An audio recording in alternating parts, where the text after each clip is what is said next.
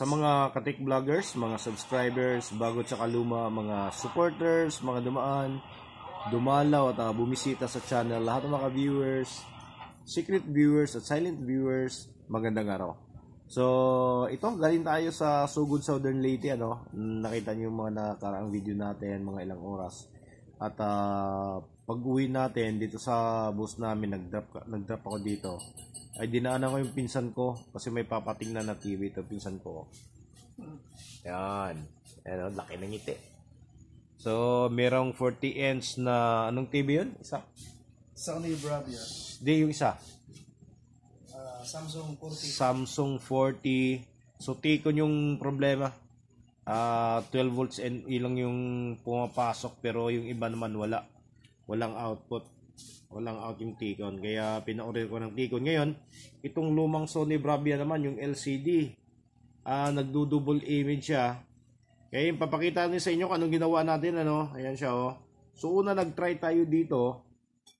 Ayan, nagputol tayo dito una. Ayan siya. Dito nagputol tayo una dito. So walang nangyari. Ngayon lumipat tayo dito. Papakita natin.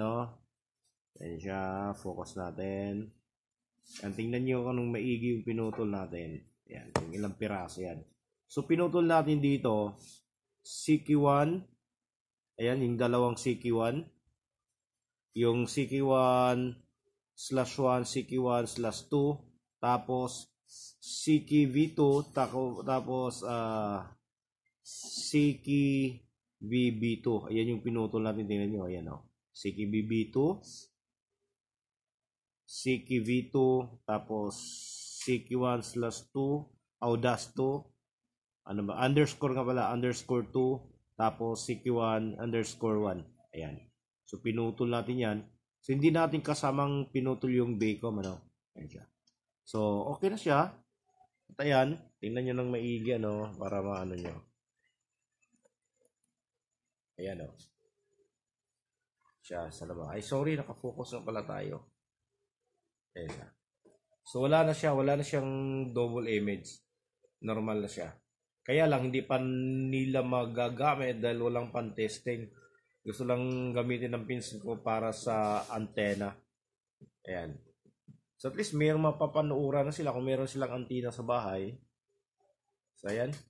Ayan, okay na siya, Pinong-pino na yung pinong-pino na yung kanyang nung unang putol kasi natin hindi pa natin naibalik yung doon sa kabila dito. Saan ba yun?